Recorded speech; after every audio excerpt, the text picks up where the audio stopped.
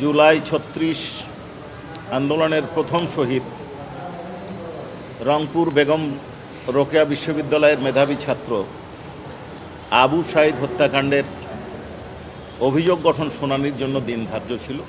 শুনানির আজকের দিন ছিল ডিফেন্সের কয়েকজনের পক্ষে। গতকাল তিন সেট বক্তব্য দিয়েছিলেন, আজকে বাকিদের পক্ষে বক্তব্য দিয়েছেন। তারপরে প্রসিকিউশন পক্ষে আমি তার রিপ্লাই দিয়েছি। এইখানে ওনারা মূলত ডিসচার্জ চেয়েছেন কিছু ঘটনার বর্ণনা দিয়ে, কার দায়িত্ব ছিল কার দায়িত্ব ছিল না, কে সেখানে উপস্থিত ছিলেন কে ছিলেন না, তার পক্ষে এইটা করা সম্ভব কিনা, এই জাতীয় বক্তব্য রেখেছেন। আমরা এই বক্তব্য খণ্ডন করে উত্তর দিয়েছি। আমরা যে বিষয়টা বলেছি যে এইখানে কমান্ড রেসপন্সিবিলিটির স্ট্রাকচারটার মানে এই নয় যে কাউকে ঘটনাস্থলে উপস্থিত থাকতে হবে। কমান্ড স্ট্রাকচারটা ভিন্নভাবে নির্ধারিত হয়। কেউ ঘটনাস্থলে না থেকে তার অধস্তনদের নির্দেশ দিতে পারেন, কেউ আরও কমান্ড স্ট্রাকচারটার বর্ণনা হচ্ছে একটা লোক একটা অপরাধ করলো তার অধীনে, তাকে শাস্তি দিল না, জানার পরে এটাও তার কমান্ড রেসপন্সিবিলিটি। কেউ তাকে সহযোগিতা করলো, কেউ নীরব থাকলো। এখানে আমরা কয়েকটা পার্ট করেছি। সেটা হচ্ছে বিশ্ববিদ্যালয়ের শিক্ষক কয়েকজন আছেন, কয়েকজন কর্মচারী আছেন, তাদের কি কি ভূমিকা তা আমরা সুনির্দিষ্টভাবে বলেছি আমাদের ফরমাল চার্জ এবং বক্তব্যে।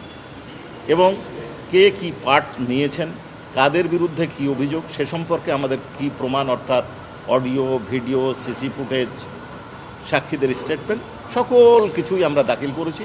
এবং ঘটনাগত বিষয় চার্জ হিয়ারিংয়ে বিবেচনার সুযোগ আছে বলে আমরা মনে করি না, এই বিষয়টা ট্রাইব্যুনালকে বলেছি। এবং এই বিষয় প্রাইমা ফেসি কেস নাই, ঘটনার বাইরে অর্থাৎ অনুমান এবং সম্ভাবনা এর বাইরে ডিফেন্সের পক্ষে কোনো বক্তব্য উপস্থাপন করতে পারে নাই বলে আমাদের কাছে মনে হয়েছে। এই বিষয়টাই আমরা ট্রাইব্যুনালে তুলে ধরেছি এবং আমাদের বক্তব্য শেষ করেছি। আমরা দৃঢ়তার সাথে বিশ্বাস করি যে আগামী 6 তারিখ চার্জ গঠনের দিন অনারেবল ট্রাইব্যুনাল ধার্য করেছেন 6 আগস্ট, এবং সেই দিন চার্জ গঠিত হবে। জি, আপনাদেরকে ধন্যবাদ। এইটা হচ্ছে আমার যতটুকু মনে হয়েছে যে উনি পেনাল কোডের একটা সেকশনের উদ্ধৃতি দিয়েছেন যেটা এখানে অ্যাপ্লিকেবল নয়, এটাই বলেছি আমরা। ট্রাইব্যুনালও বলেছেন যে এটা তো, উনিও পরে স্বীকার করেছেন, উনি প্রথমেই বলেছেন যে এটা পেনাল কোড তো এ বিচার হচ্ছে না, পেনাল কোডে আইনের পেনাল কোডে তো বিচার হচ্ছে না, বিচার হচ্ছে ইন্টারন্যাশনাল ক্রাইমস ট্রাইব্যুনাল অ্যাক্ট 1973-তে।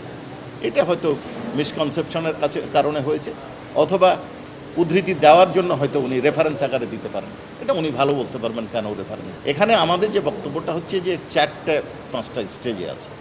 এক হচ্ছে কে নির্দেশ দিয়েছেন, কে সহায়তা করেছেন, কে আশ্রয় দিয়েছেন, কে প্রশ্রয় দিয়েছেন, কে সরাসরি গুলি করেছেন, এবং সাবসিকুয়েন্টলি কে এই হত্যাকাণ্ডটাকে ধামা চাপার জন্য কে কিভাবে অংশগ্রহণ করেছে। এই কয়েকটা পর্যায়ে আমাদের অভিযোগ। 30 জনের বিরুদ্ধে, সকলের বিরুদ্ধে একই অভিযোগ না, ভিন্ন ভিন্ন অভিযোগ আছে। আমির হোসেন এবং সুজন চন্দ্র পাল, এই দুজনের বিরুদ্ধে, যাদের ভিডিও আপনারা দেখেছেন, আমরা কগনিজেন্সের দিন দেখিয়েছিলাম। একজন এমএলএসএস এর মানে সুপিরিয়র কমান্ড, তার পার্ট সুপিরিয়র কমান্ড রেসপন্সিবিলিটি নাই, ওনারা ভুল, এটা অ্যাক্টিভ পার্টিসিপেশন আছে। ওনারা বর্ণনাগত পড়তে যে ওনারা ভুল করেছেন, নিচে ওনার স্পেসিফিক পার্টিসিপেশন আছে, উনি কীভাবে অংশগ্রহণ করেছেন, কী করেছেন সেই বর্ণনা আছে। এই সবগুলাই আছে, আমরা সাক্ষ্য প্রমাণে দাখিল করব। আর মইনুল সাহেব ইনভেস্টিগেশনে যাননি, উনি সহযোগিতার জন্য গেছিলেন, ঘটনাস্থল পরিদর্শনের জন্য প্রসিকিউশনকে সহযোগিতা করবেন। ইনভেস্টিগেশন